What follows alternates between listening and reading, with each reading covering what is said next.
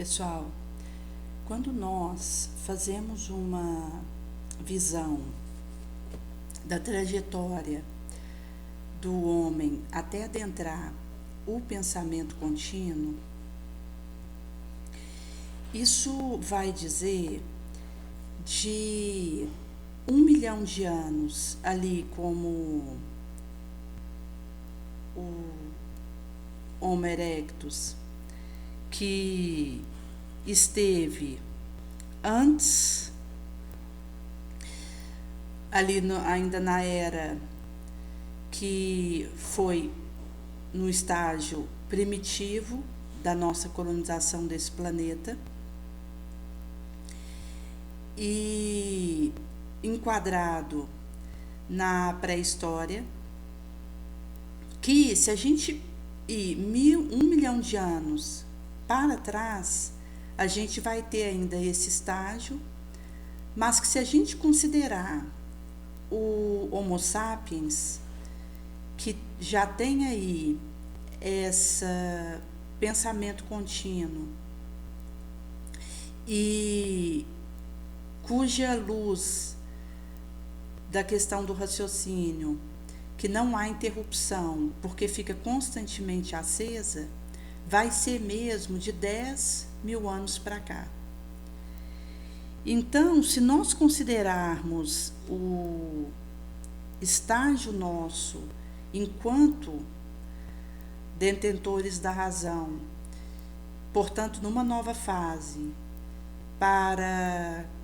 desenvolver habilidades para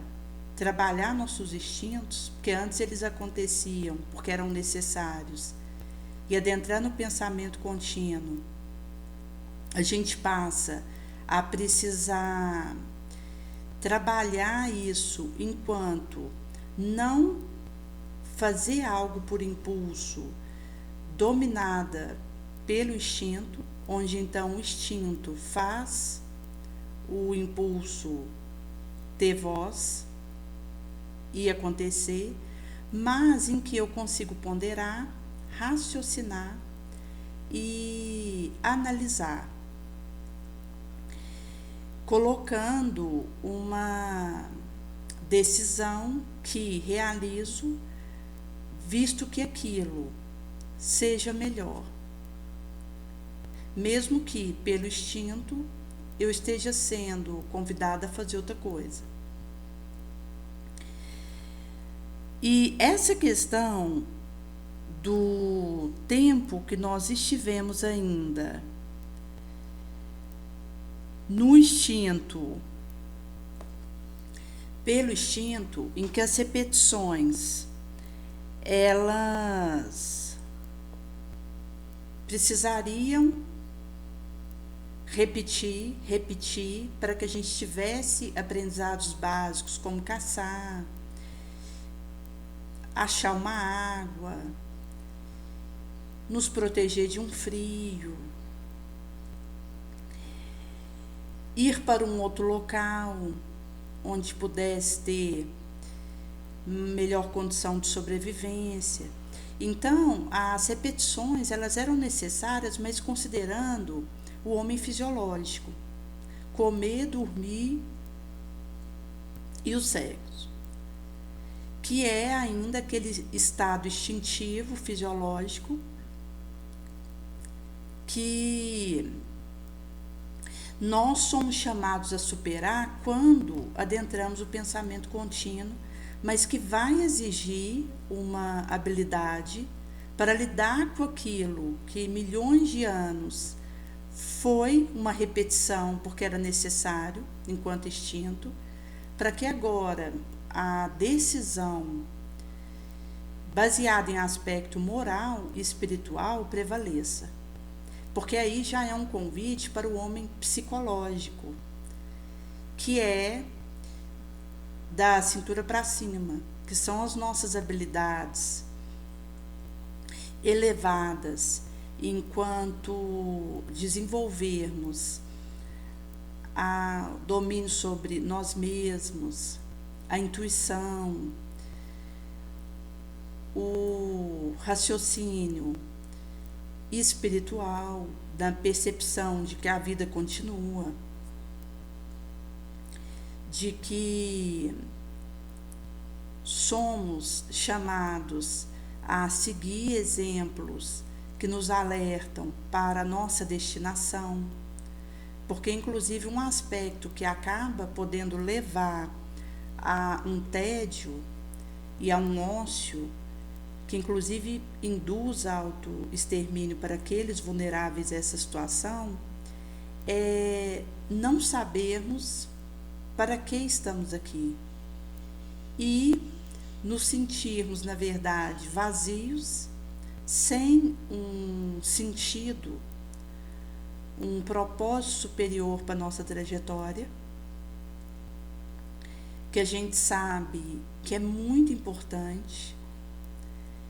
visto que existem muitas situações nos aguardando nos vir, no futuro que nos aguarda para serem confiadas a nós, mas que depende que nós saiamos bem-sucedidos desse estágio aqui. Então a gente não sabe o que nos espera no amanhã, mas seja o que for, porque a gente sabe que a vida ela é pulsante, em todo lugar dos universos há vida, há pulsação energética, estuante, mas que, consoante vai ser falado no Livro dos Espíritos, acerca do local que cada qual ele vai habitar no universo, que vai estar no tópico 1012, haverá lugar determinado, universo afora, que seja destinado a prazer ou penalidade dos espíritos conforme seu mérito, e na resposta vai ser aclarado por Kardec que o espírito encarnado ele vai ser mais ou menos feliz conforme o mundo que ele esteja seja mais ou menos avançado. Mas prazer e penalidade é inerente ao grau de perfeição de cada qual, seja desencarnado ou encarnado, que vai tirar de si mesmo o princípio, o know-how da sua felicidade própria ou da sua infelicidade desdita. Então, isso espalha por toda parte. Você não tem um localizado lugar, nem um ambiente fechado que esteja destinado a tal ou qual. E se a gente considerar o espalhamento dos espíritos consoante a felicidade que experimentem, isso vai estar ligado a um mundo que ele esteja menos ou mais avançado. Se a gente considerar, por exemplo, o umbral,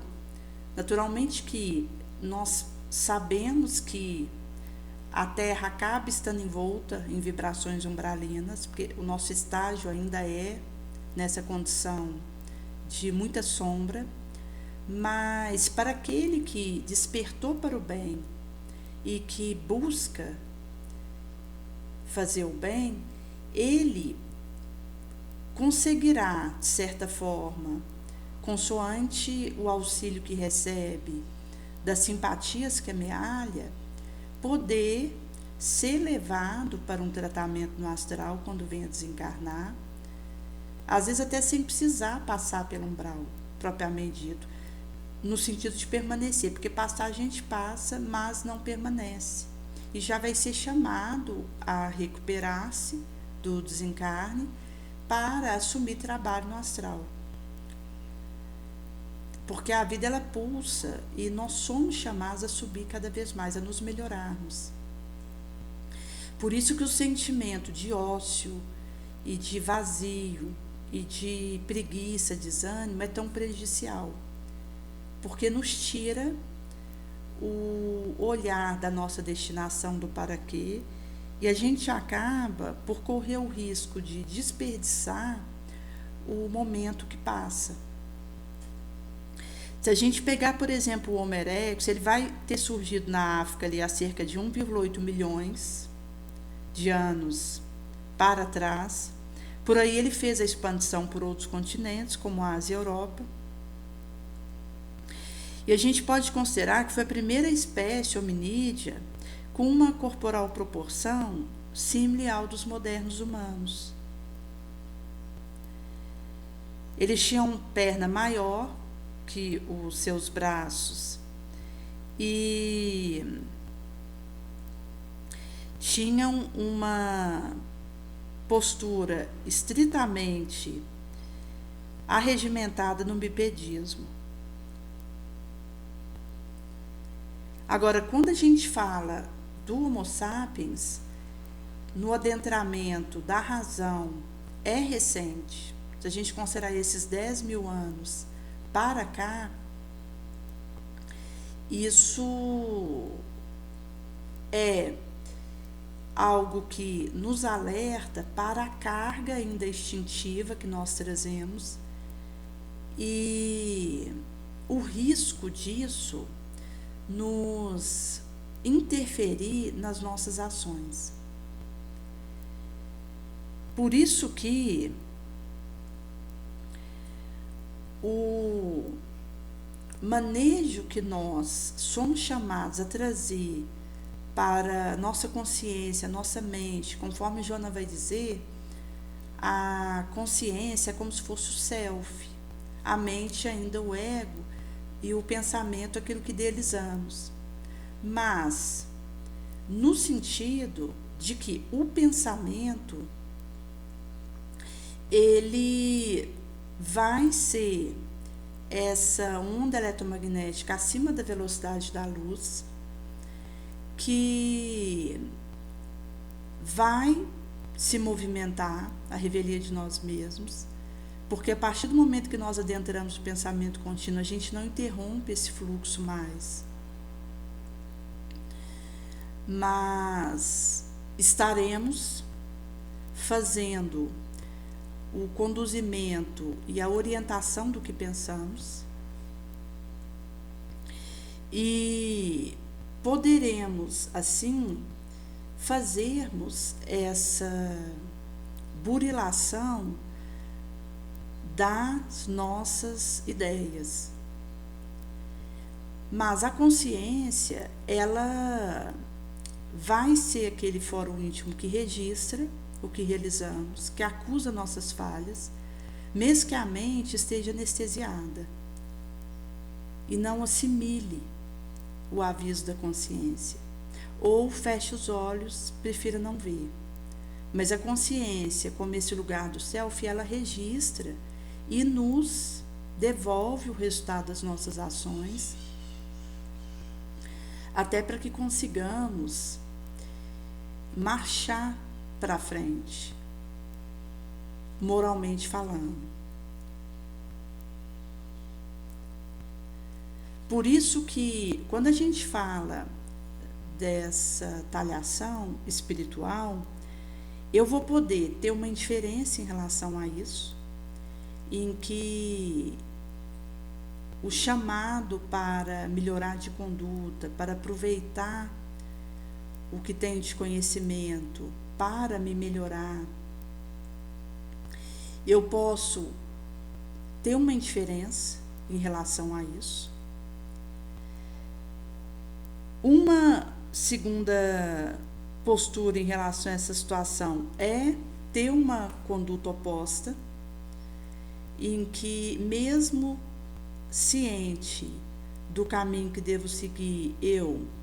acabo tendo uma desafiação daquilo, tentando colocar aquela situação em apuros, porque faço o oposto em relação àquilo. Mas quando chega no ponto, por exemplo, em que eu me sinto tentada a uma determinada atitude, já vai ser possível fazer a diferenciação do bem e do mal, porque quando eu me percebo tentada, a minha consciência me avisa que eu devo vencer a tentação no meu esforço máximo e ela me encontrar no vontade heróica ao invés de me achar num querer débil, para que a tentação não me submeta sem que eu me tenha exaurido na boa luta. Em sendo assim, a questão de viver a tentação,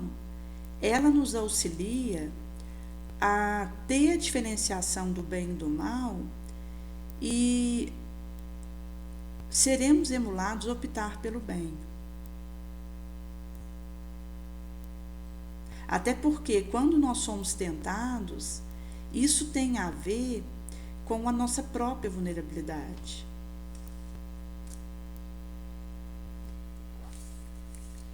Um indivíduo que ele não tenha uma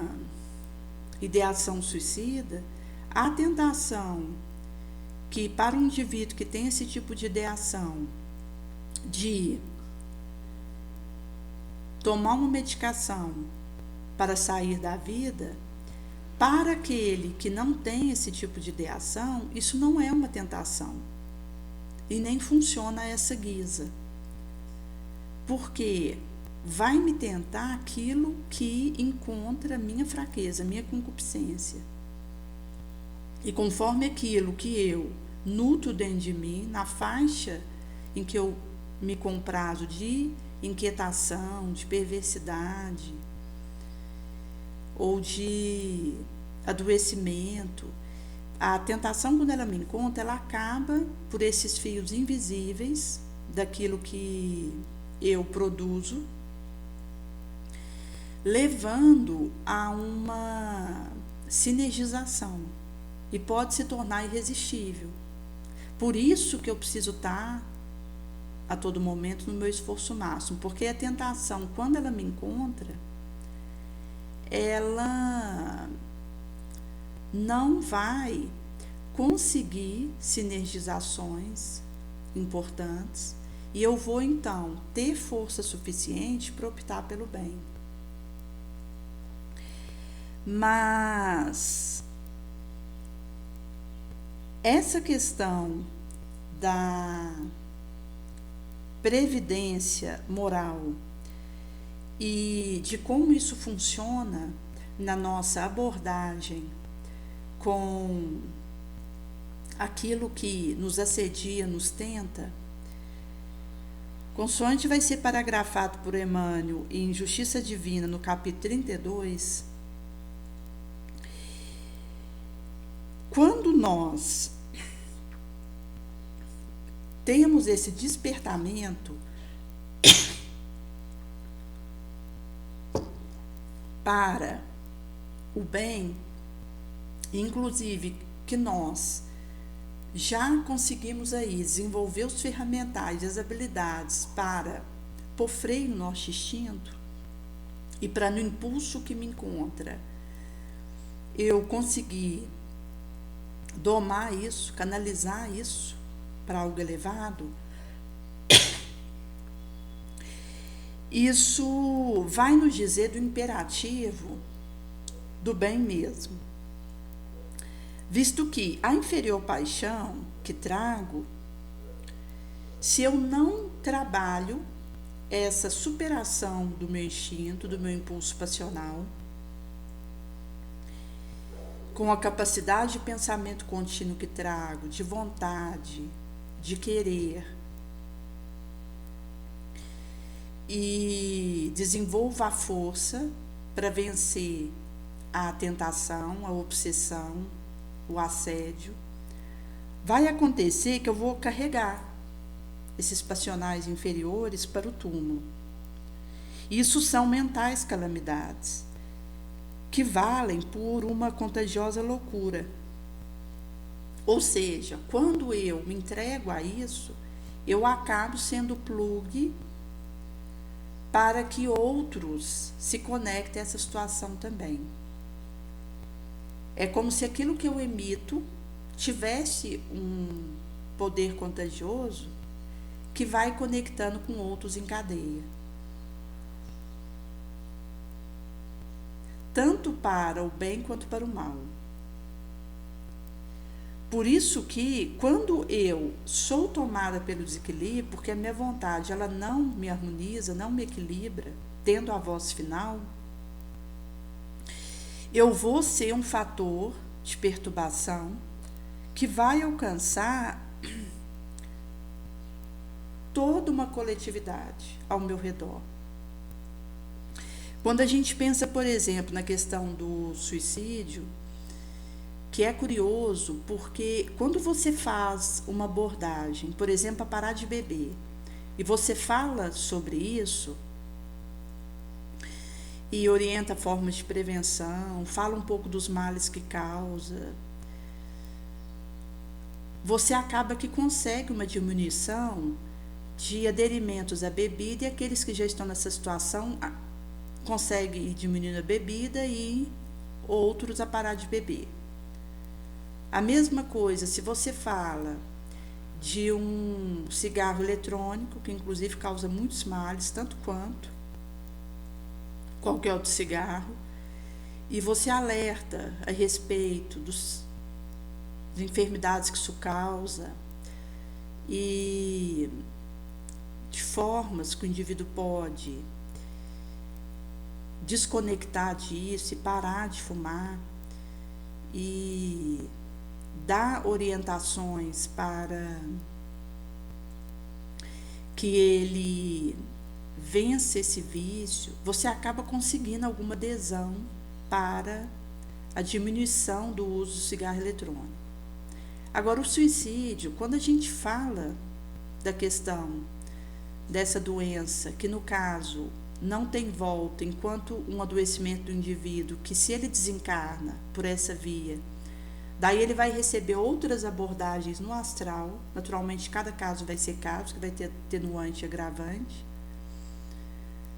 mas quando o indivíduo, ele tem uma ideação suicida, ele acaba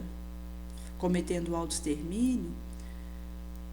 ele já sai do corpo de carne, vai ter uma medicação ali para que ele continue aqui.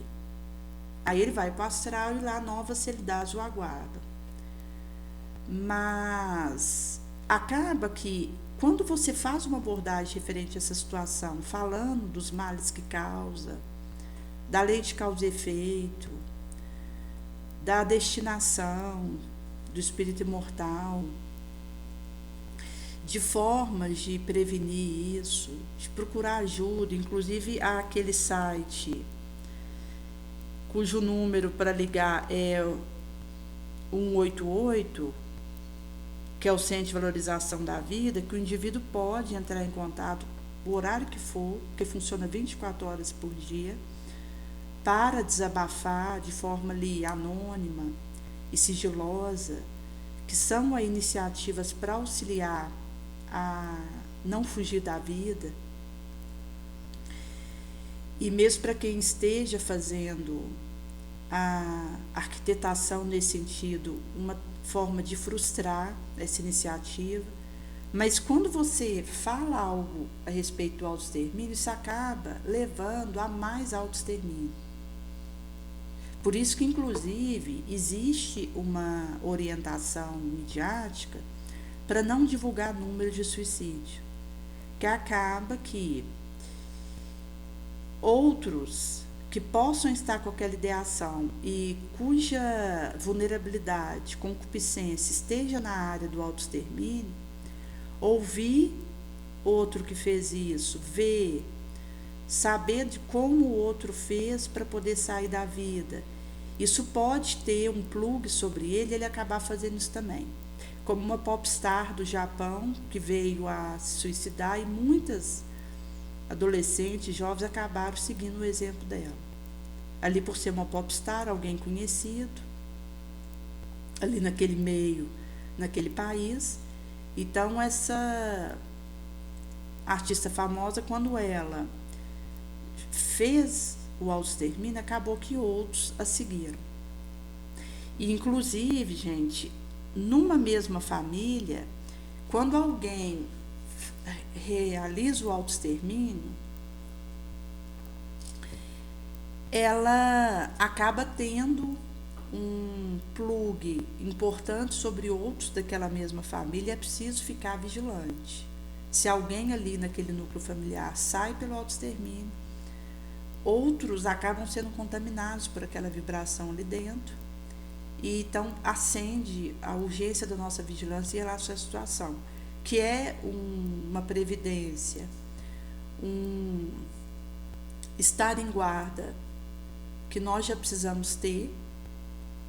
sem solução de continuidade, mas que nesses casos a gente precisa ter uma atenção diferenciada para que outros ali daquele núcleo familiar não venham ter a mesma atitude. Por isso que a gente poderia dizer que sem a previdência, qualquer organização, seja material, espiritual, ela rui, indefesa e hecatomba. Então, quando a gente pega, por exemplo, o significado dessa palavra, é cautela, é a ação de prever, a precaução.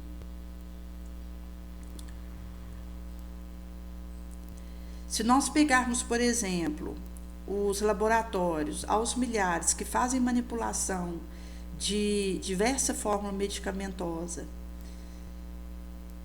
isso é uma forma de prevenção, visto que sem essas distribuições, as limitações das enfermidades seriam desastrosas sobre a existência humana. Se a gente pega, por exemplo, professor ali que acaba realizando a fundação de uma escola em região diversa,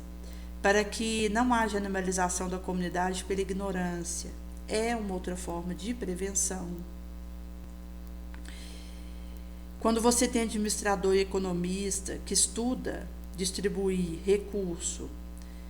que serão destinados a levar água para um povo, a dar alimentação, isso é uma forma de prevenção, visto que o descaso estabeleceria consequências e porvires de difícil controle. Se você pega higienista que faz a manobra de medidas para segurar o público asseio, porque fazer relegação de população à imundície seria um favorecimento de uma destruidora epidemia. E são formas aí de ter essa precaução, essa prevenção e essa vigilância. Então, nós temos aqui homens que se veem obrigados a fazer prevenção contra fatais necessidades, mas nós temos aí as prevenções espirituais, que são prioritárias, que são nosso foco. Então, quando a gente fala, por exemplo, a insistência que nós recebemos dos amigos da espiritualidade para sublimarmos nossa alma, isso tem a ver, por exemplo, com a experiência na Terra, que é uma escola para o burilamento moral, a própria reencarnação que exalta a justiça e o fanal elevacional a que isso deveria nos conduzir. Quando a gente fala, por exemplo, da oração por luz da vida e mal, que são aí prevenções importantes,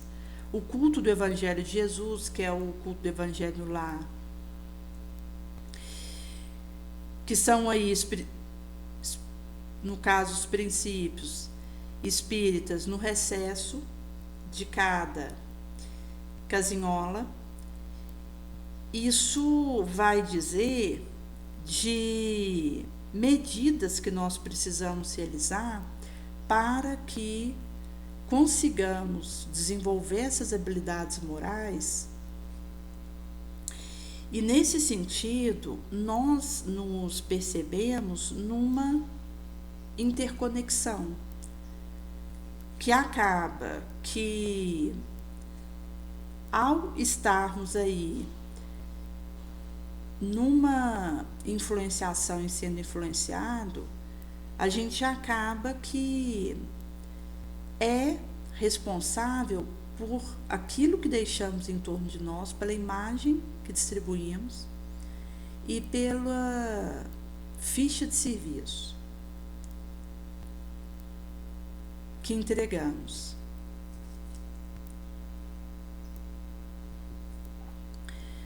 Por isso que quando a gente fala dessa inter-relação, por exemplo, se a gente considerar que o homem atual, ele evoluiu dos primatas, você tem, por exemplo, ali no Avatar, uma demonstração de humanos, portanto, aquele que tem o pensamento contínuo, mas que evoluíram a partir de felinos, naturalmente que um outro orbe. Então, a gente poderia considerar que, de acordo com o orbe, que o desenvolvimento ele está acontecendo enquanto evolução, isso poderia ser a partir de cães, ter ali o desenvolvimento de um humano de pensamento contínuo, a partir do gênero Canis, que a gente tem aí diferentes espécies, dentre eles os cachorros. No caso, os felinos, você pode ter o desenvolvimento também do humano de pensamento contínuo, e aqui a gente poderia considerar outros animais que poderiam ter a partir dele evolução de um humano de pensamento contínuo, mas que naturalmente tem características físicas diferentes, mas é humano da mesma forma. Isso vai variar de acordo com o orbe que tiver. Então, você tem o olho, às vezes em outro local do rosto, você tem esse mesmo olho com formato diferente, a pele diferente, a altura difere. E, em sendo assim, são variações que vão acontecer de acordo com o orbe que aquele humano estiver, e que vai poder ter variação de acordo com a espécie do qual ele evoluiu, considerando aquele orbe.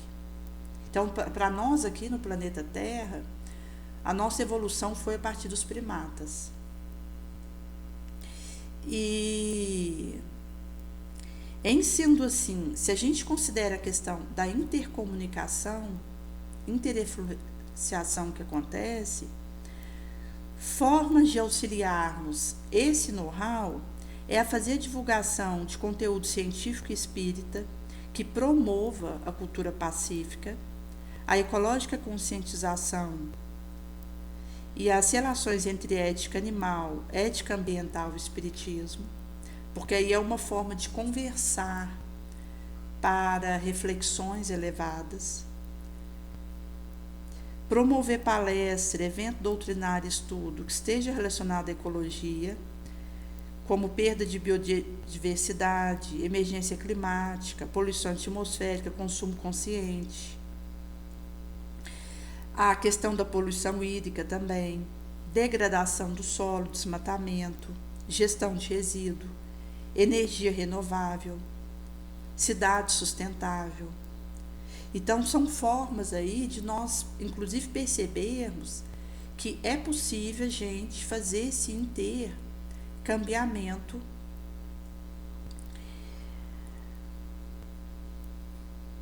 também, quando a gente estimula a prática com o objetivo de formar uma ecológica cultura, de ambiental sustentabilidade no centro espírita. Também a questão de propor para diferentes centros espíritas ações e atitudes que visam somar para concretizar o objetivo do sustentável desenvolvimento da Organização das Nações Unidas. Quando a gente faz, por exemplo, a criação, mas também a divulgação, o PIPOC, de informativo e material que conscientiza na área ecológica, mas à luz da doutrina espírita. Também nós poderíamos fazer a questão de emular, aplicar a ecológica ética no consumo de serviço, produto e alimentação no movimento espírita. Quando nós emulamos a interlocução e a ventilação de diferentes áreas funcionais ali da instituição espírita, para considerar em seus programas, em seus know-hows, em suas ações, as questões tanto da parte ambiental e ecológica, quanto as éticas animal e ambiental, fazer a promoção da ecológica conscientização nas ações que evangelizam a juventude e infância, e fornecer teórico subsídio enquanto um auxílio que vai fazer essa sinergização,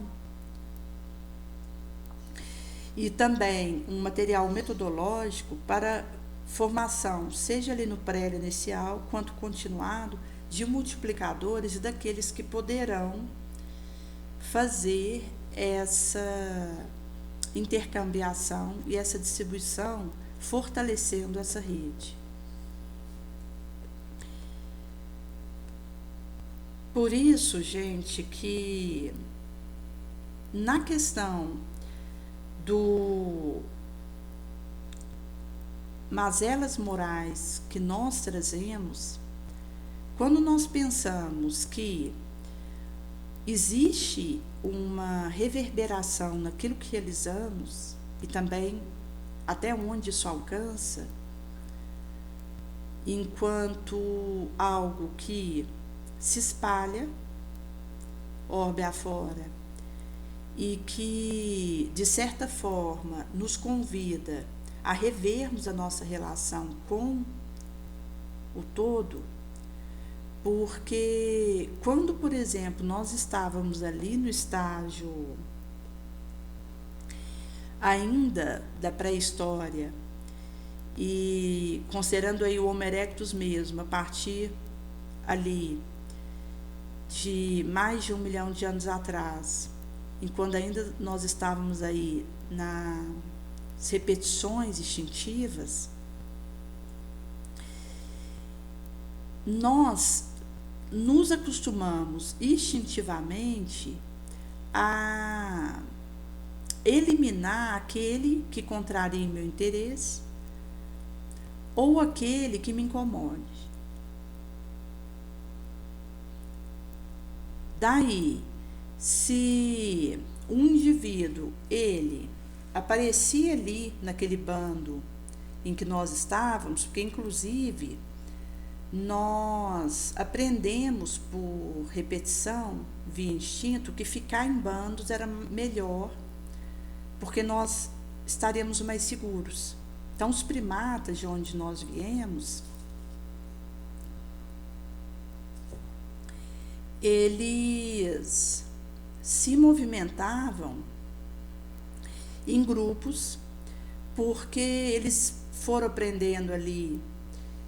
inclusive considerando que estavam no estágio de instinto e pensamento, cada hora um funcionava, e acabavam tendo algumas assimilações e abstrações, aprendizado, de que estando juntos, todos se beneficiariam mais, considerando cada qual, do que estivesse separado. Então, aquele bando ali de primata que andava junto, se alguém ali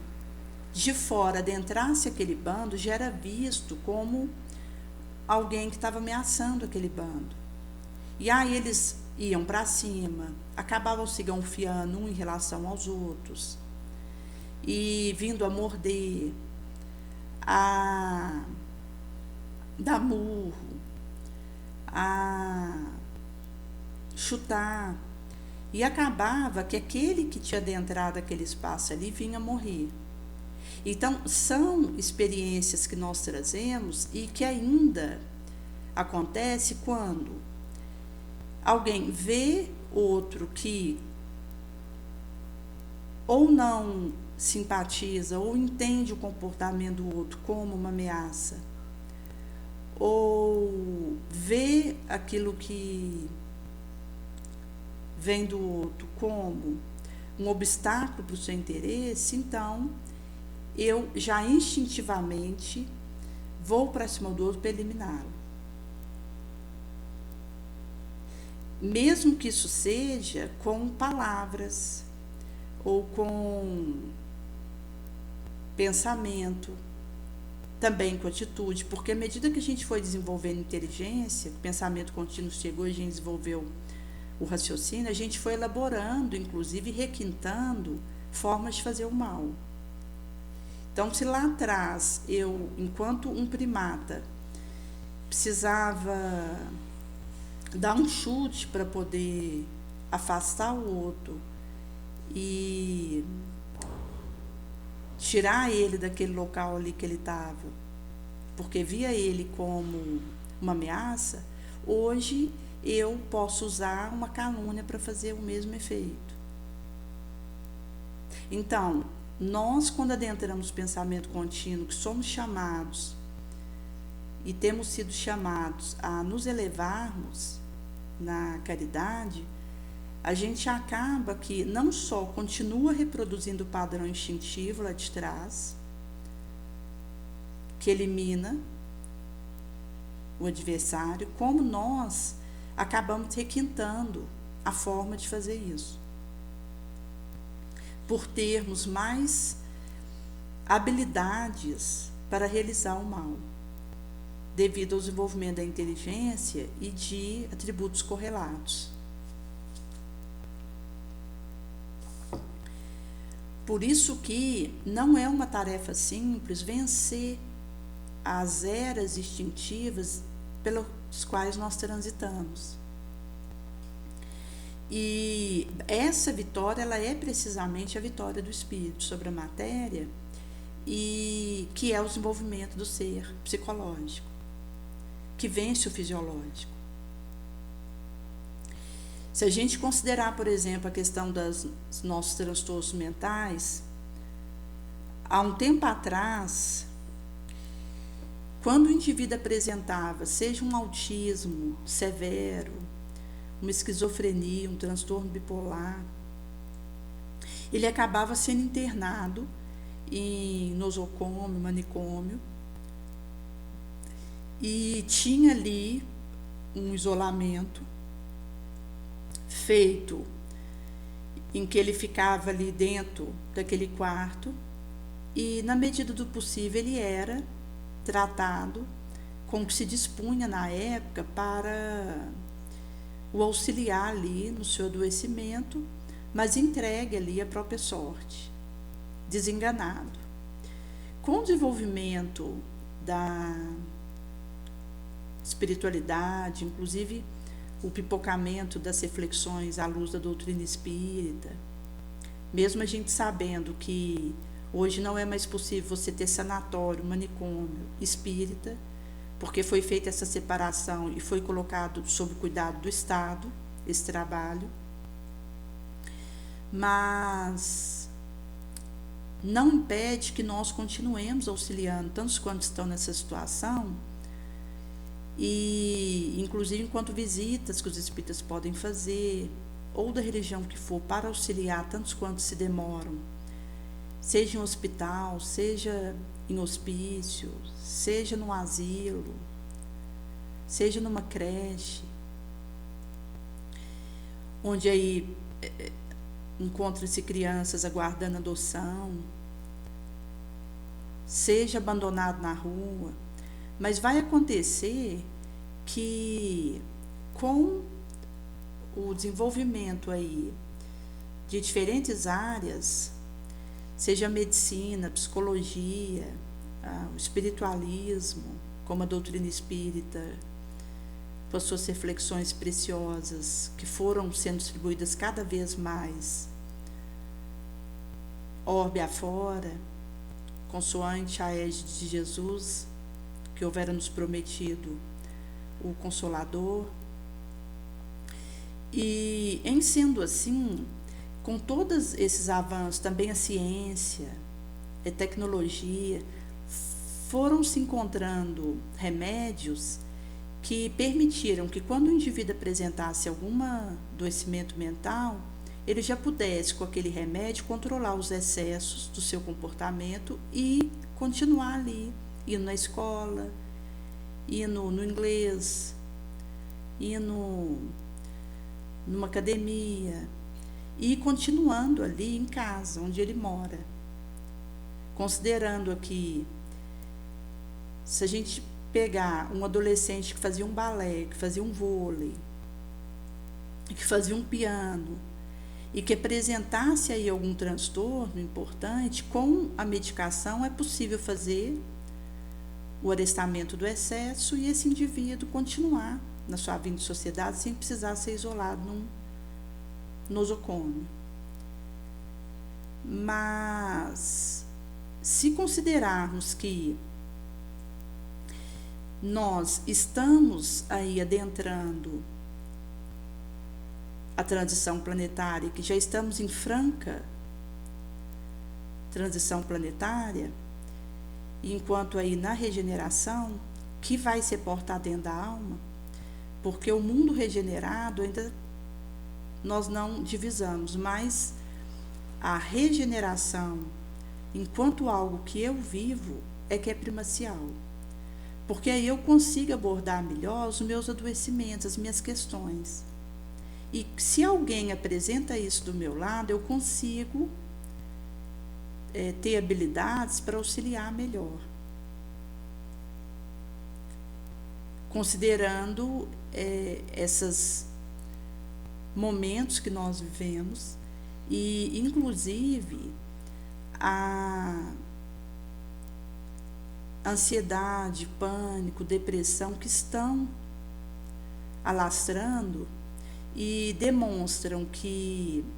os problemas mentais, eles acabam sendo mais gravosos que problemas físicos, até porque nós estamos falando de psicose e neurose, e a psicose está na personalidade do indivíduo. Isso veio com ela da vida pregressa. Inclusive, quando a gente considera a vida pregressa, nós temos aí toda essa carga instintiva e que às vezes, mesmo eu sabendo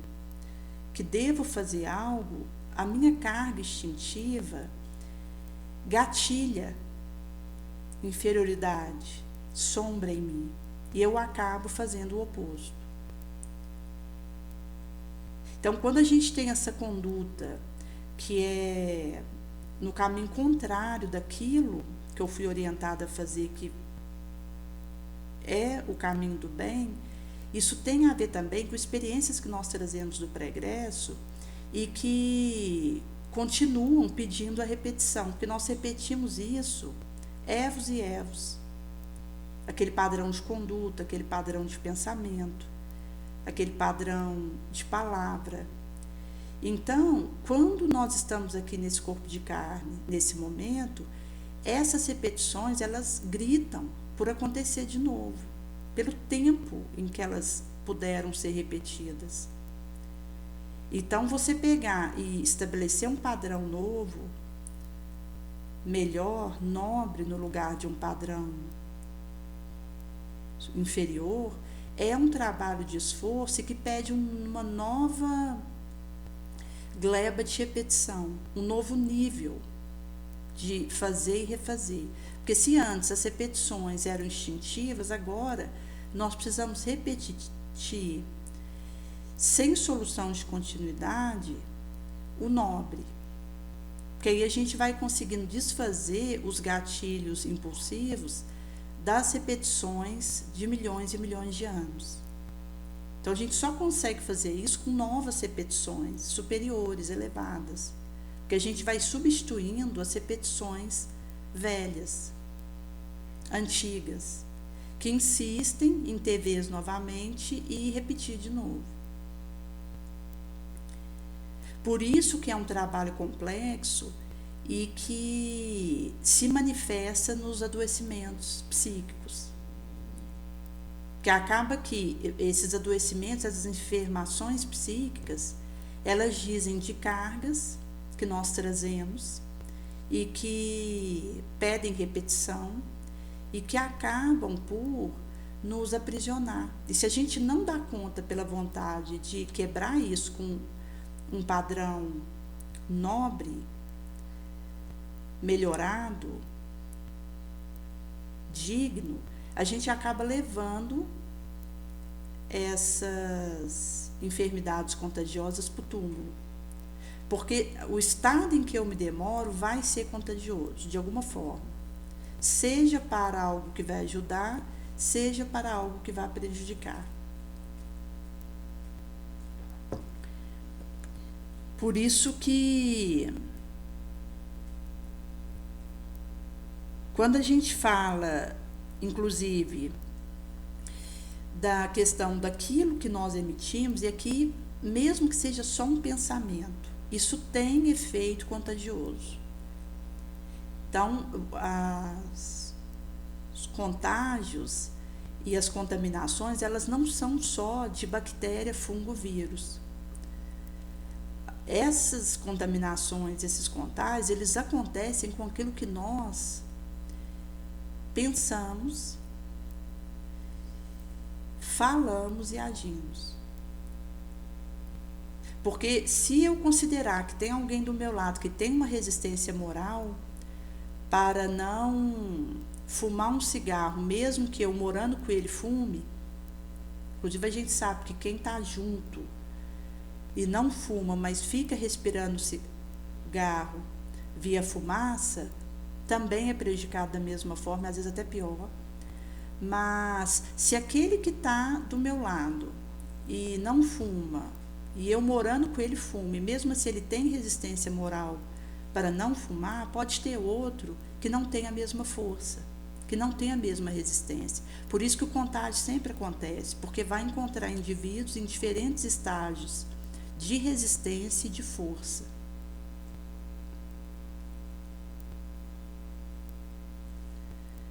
Por isso que Jesus vai dizer em Sinal do Céu, Lucas 12, a partir do versículo 54,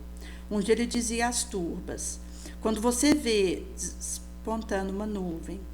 no ocidente, e aí você já conclui, olha, logo vai vir chuva, e de fato vem. Quando você percebe a sopração de um vento sul, e você alega que vai haver um calor, um esquentamento, e de fato isso se dá. Então Jesus vai chamar de hipócritas aqueles que conseguem avaliar a face terráquea e também do celeste, mas não sabe fazer a avaliação do tempo. Por isso que, quando a gente olha para o momento que nós estamos vivendo, nós precisamos fazer essa avaliação, esse olho de ver a situação que nos ocorre. Inclusive porque é um momento de nós vencermos a nossa sombra e adentrarmos uma vibração que possa nos auxiliar a ir desfazendo, vencendo nossos conteúdos instintivos sombrios. E isso, gente, acontece inclusive assim, quando alguém tem uma habilidade com a escrita que eu não tenho. Aí, o meu instinto pode levar o indivíduo que não tem aquela habilidade a querer dar uma melancia contaminada para esse outro para que ele morresse. Então, isso é o instinto que funciona, porque nós viemos dos primatas e para chegarmos até a idade da razão, a gente precisou dessas repetições. Até porque numa caverna, o indivíduo ou matava ou morria. Ele se acostumou muito mais em ver alguém da sua espécie como uma ameaça, como alguém que veio para ajudar. inclusive as interações de prejuízos recíprocos que ele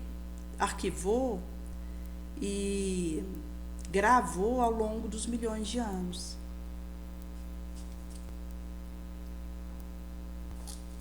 Por isso que se a gente não faz a abordagem do amor para vencer isso se torna intolerável para nós. Porque são cargas que nós temos de milhões de anos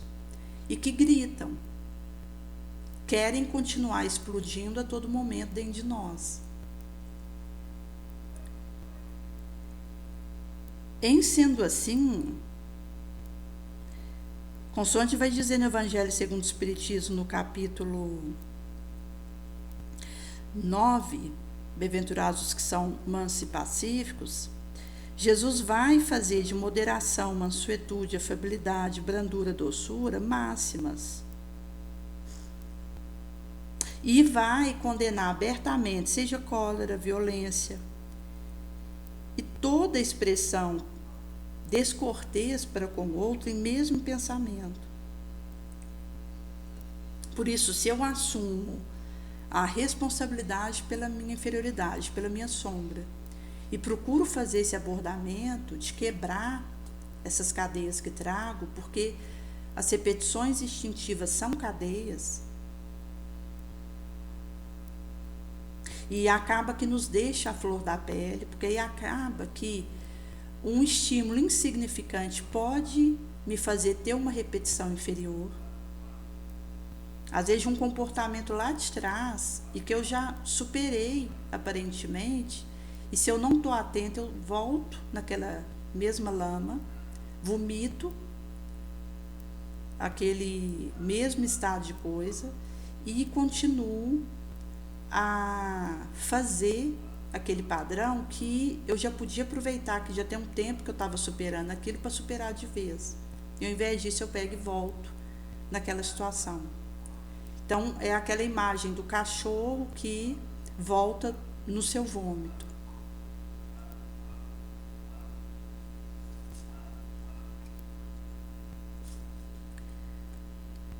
Por isso que Jesus vai dizer, bem-aventurados os mansos, pacíficos, porque eles possuiriam a terra.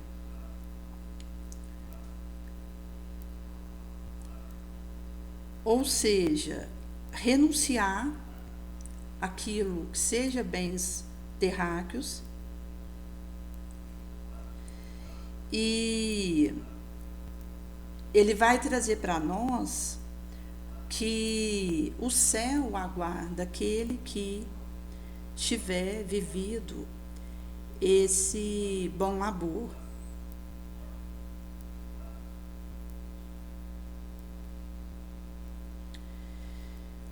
E, em sendo assim, se nós nos demoramos em atentados contra a fraternidade, a benevolência, a tolerância, e vamos entreter, nos comprazer na faixa da animosidade, do ódio, do sectarismo, acaba que a gente vai dar aso para os sentimentos que, como o orgulho e o egoísmo, o interesse, que vai só piorando essa carga instintiva que nós trazemos. E aí, chegado nesse ponto, aquilo que vem nos tentar acaba nos encontrando fracos, aquilo que nós emitimos e a faixa em que nós nos comprazemos sinergiza, amplifica a força daquela tentação sobre nós, e a gente tomba inerme diante daquela situação, porque já não tem força para resistir àquilo.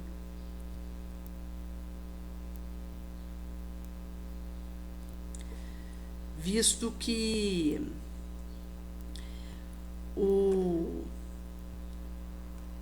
tentação, quando me encontra nesse esforço máximo, para além da minha força, mas nessa constância,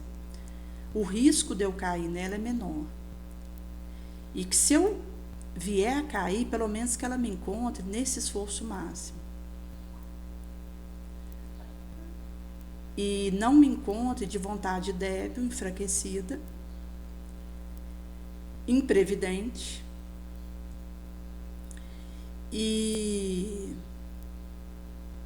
sem essa tensão, porque aí, de fato, vai me submeter sem que eu me tenha exaurido na luta. Então, se for para a tentação me vencer, que me encontre exaurida na boa luta.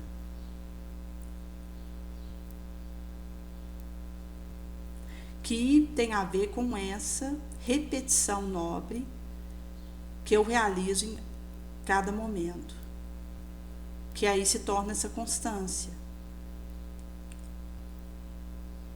Porta dentro da alma.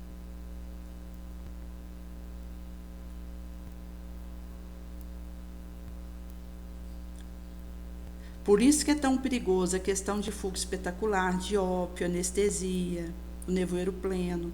Porque isso acaba que vai nos tirando dessa previdência.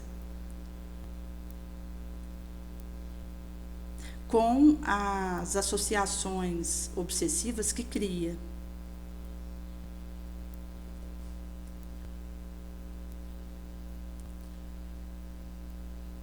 Por isso que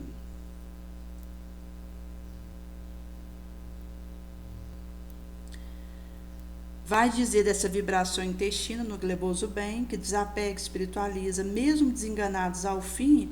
seguimos fiéis ao Cristo e conseguiremos então, no talho da humildade,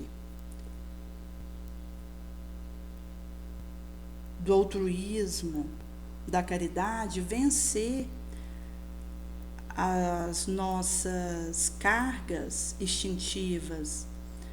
do egoísmo e do orgulho.